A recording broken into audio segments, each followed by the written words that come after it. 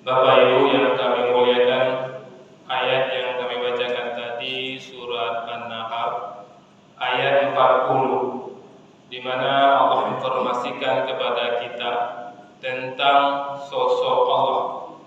Apa kata Allah? Bapak Ibu, sesungguhnya perkataan kami terhadap sesuatu apabila kami menghendakinya, kami cukup mengatakan kun, jadilah, kun fayakun, maka jadilah. Untuk kun fayakun ini mungkin kita lebih familiar di surat Yasin Bapak Ibu, ada 3 tempat kata-kata kun fayakun ini dalam Al-Quran, dan subuh ini kami mengajar untuk melihat di surat An-Nahl ayat 40. Jadi Bapak Ibu, dengan mengetahui betul bahwa bagi Allah itu ketika Allah berkehendak, Allah cukup mengatakan jadi, maka jadilah dia, gitu Bapak Ibu. Begitu kuasanya Allah, begitu kuatnya Allah. Jadi kalau Allah sudah berkehendak, tidak ada nalar manusia Bapak Ibu. Seperti mujizat para nabi, apapun yang terjadi, banyak kita lihat rasanya orang ini mungkin selamat. Kok bisa selamat? Karena bagi Allah tidak ada yang tidak mungkin. Dan ini Bapak Ibu menjadi kekuatan bagi kita orang yang beriman Bapak Ibu. Dengan menyadari bagi Allah tidak ada yang tidak mungkin, maka dengan sendirinya apapun persoalan kita akan terselesaikan kalau kita mengadu kepada Allah. Karena bagi Allah tidak ada yang tidak mungkin. Misal kita melihat ada proyek kita, rasanya tidak terpecahkan bagi kita, sudah buntu ini, akan mempermalukan kita, akan merusak nama kita. Apa caranya? Bagaimana caranya? Ini sudah buntu betul. Ingat, bagi Allah tidak ada yang tidak mungkin. Bagi Allah cukup mengatakan kun fayakun, jadilah, fayakun, fa, maka jadilah dia. Maka kita minta serius kepada Allah apapun persoalan kita, dan yakin bahwa tidak ada yang tidak mungkin bagi Allah Subhanahu wa taala. Rasulullah SAW Bapak Ibu di dalam Sahih Muslim itu yang buku tebal hijau itu mengisahkan, mungkin kita sudah dengar kisah ini. Kisah ini luar biasa cocok sekali dengan surah An-Nahl 40 ini. Kemana kisahnya Bapak Ibu, ada 3 orang pemuda yang mendaki bukit, kemudian karena kehujanan bertiga ini berteduh di dalam goa. Ketika berteduh di dalam goa, ada batu besar di atas goa itu menggelinding dan menutup habis pintu goa Bapak Ibu. Sehingga orang bertiga itu betul-betul pengap, gelap, ya, susah untuk bernapas. Dan mereka bertiga ini berupaya semaksimal mungkin dengan sekuat tenaga menggeser batu itu. Bertiga sekuat tenaga menggeser batu, sedikit pun batu itu tidak bergeser Bapak. Kemudian apa yang terjadi Bapak Ibu? Mereka bertiga ini berpikir, kita punya Allah, ya, tidak ada yang tidak mungkin bagi Allah. Kalau bersorak minta tolong, suara kita tidak sampai keluar. Maka mereka bertiga ini punya inisiatif, mari kita sholat, berdoa kepada Allah, mudah-mudahan Allah tolong kita. Karena bagi Allah tidak ada yang tidak mungkin. Jadi orang bertiga ini Bapak Ibu, ya, yang pertama dia sholat, taubat, minta ampun kepada Allah. Kemudian dia berdoa kepada Allah dengan berwasilah amal yang pernah mereka lakukan. Jadi setelah saat yang pertama ini dia sholat taubat, dia berdoa kepada Allah. Ketika dia berdoa, dia katakan kepada Allah, ya Allah, saya ini berbakti kepada kedua orang tua saya. Pernah suatu saat saya rutin memberikan susu kepada ibu saya. Saya perah susunya, kemudian saya antar ke rumah ibu saya untuk diberikan susu ini kepada ibu saya. Sampai di rumah ternyata ibu saya tertidur. Maka saya pada saat itu kalau saya tidur, saya takut ibu saya terbangun, saya tertidur. Maka saya tidak tidur, ya Allah. Saya tunggu ibu saya bangun. Saya menunggu ibu saya bangun, anak saya merengek minta susu yang sama. Saya katakan sama anak saya, ini sudah diniatkan untuk ibu, untuk nenek, kamu sabar dulu. Sampai akhirnya ibu saya terbangun, baru saya berikan susu ini kepada ibu saya. Ya Allah, kalau bakti saya kepada ibu saya ada pahalanya. Dengan rahmat-Mu ya Allah, selamatkanlah kami dari goa ini, terbukalah pintu goa ini. Nah, setelah itu mereka bertiga menggeser batu ini, dengan izin Allah bergeser sedikit. Tapi besar sedikit ini sudah besar pengaruhnya, sudah ada cahaya masuk, sudah mulai udara masuk. Kemudian yang kedua lagi Bapak Ibu, mereka bertiga. Yang kedua juga seperti itu, salat sunat taubat. Kemudian dia berdoa kepada Allah bahwa dia itu punya karyawan. Karena karyawan itu tidak mengambil gajinya seminggu tidak diambil karena karyawan itu tidak datang. Kemudian gaji itu ya Allah, saya belikan sepasang domba.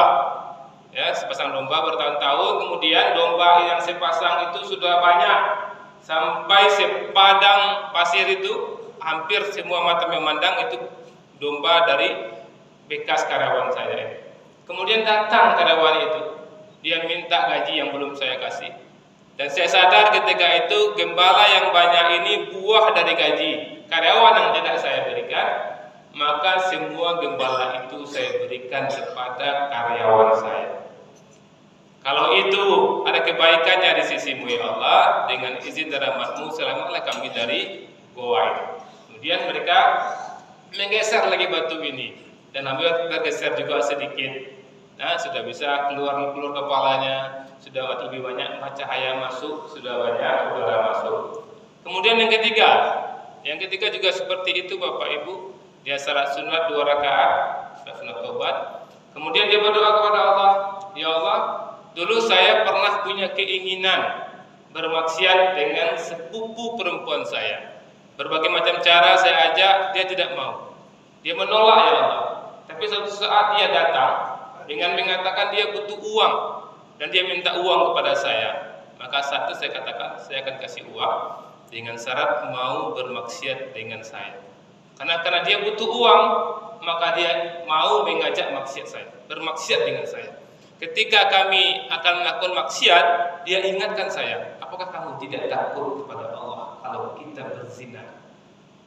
Mendengar kata-kata itu ya Allah, saya takut padamu ya Allah, sehingga saya tidak jadi berzina bermaksiat dengan sepupu saya. Kalau buah ketakutan saya tidak jadi berzina, ada pahalanya di sisi-Mu ya Allah, selamatkanlah kami dari pintu goa ini. Jadi mereka bertiga menggeser batu itu, tergeser sedikit, tapi walaupun sedikit sudah bisa mereka bertiga keluar. Lihatlah Bapak Ibu, luar biasa kekuatan doa dan keyakinan bahwa bagi Allah tidak ada yang tidak mungkin Bapak Ibu. Jadi kalau ada misalnya kita melihat anak kita, mohon maaf Bapak Ibu, kok narkoba atau nakal dia, apapun yang kita nasihat kita tidak dihiraukannya. Bahkan siapapun ulama-ulama, ustaz-ustaz yang kita ajak untuk menasihati anak kita atau pasangan kita tidak juga berubah-ubah. Ingat, bagi Allah tidak ada yang tidak mungkin. Tentu syaratnya Bapak Ibu, kita harus bersih dulu. Dan ada amalan-amalan kita yang bisa kita banggakan. Seperti yang tadi itu, dia berbakti kepada orang tuanya, dia menjaga amanah, dia selamat dari zina. Jadi kalau kita ada persoalan, ya ada persoalan kita gadukan kepada Allah, tapi kita salah, kita bolong-bolong, kita masih suka menggunjing orang. Kalau itu memang kun fayakun, Allah tidak akan berlaku itu Bapak Ibu. Maka pastikan kita adalah bersih. Bersihkan diri kita dulu Bapak Ibu. Ada persoalan sepelik apapun, langsung bersihkan diri kita dulu. Minta ampun kepada Allah, seampun-ampunnya. Kemudian rasakan ada nggak kita rusak hubungan dengan sesama kita. Minta maaf sama mereka semua. Kemudian kita mulailah beramal salat 5 waktu ke masjid, berinfak, minta terus. Nah, maka insya Allah yakinlah Bapak Ibu, bagi Allah tidak ada yang tidak mungkin. Karena Allah juga himbau Bapak Ibu di surah Al-Maidah ayat 35. Apa kata Allah? Wahai orang-orang yang beriman, bertakwalah kepada Allah dan carilah wasilah cara untuk mendekatkan diri kepadanya, dan berjuanglah, berjihadlah di jalannya agar kamu beruntung. Jadi kita perlu, nggak masalah berwasilah dengan amal kita Bapak Ibu. Maka harus ada amal-amal terbaik kita. Mana tahu misalnya, jangan sampai kalau Allah uji kita, kalau pesawat sudah oleng-oleng, rasanya pilot sudah mengatakan nggak mungkin lagi selamat, ada ndak amal-amal kita yang luar biasa yang bisa kita sampaikan ketika itu? Ya Allah, saya pernah dulu ya Allah membantu orang, ya Allah, ketika membantu itu saya tidak punya apa-apa ya Allah, tapi saya bantu juga ya Allah. Kalau itu dapat selamatkan dari pesawat ini. Ada enggak kira-kira kita masing-masing kita punya amalan seperti itu? Ya Allah, setiap hari tidak pernah putus tahajud saya, ya Allah, dengan tahajud selamatkan anak saya, wasiatkan anak saya. Harus ada yang seperti itu. Tapi kalau tidak ada seperti itu, kun fayakun, Allah kita khawatirkan tidak terjadi. Dan Bapak Ibu ingat Bapak Ibu ya, misalnya kita sudah minta ampun kepada Allah, sudah minta maaf sesama kita, sudah kita tingkatkan ibadah kita, kemudian sepertinya Allah belum juga mengabulkan keinginan kita. Sabar Bapak Ibu, karena Allah tidak kabulkan keinginan kita di dunia, Allah berikan surga kepada kita. Bukankah kita ke dunia ini untuk mengharapkan surga Allah? Kalaupun persoalan dunia kita sudah kita kadukan kepada Allah, Allah sepertinya tidak mengabulkannya, tapi Allah ganti dengan surga. Mana kita mau Bapak Ibu?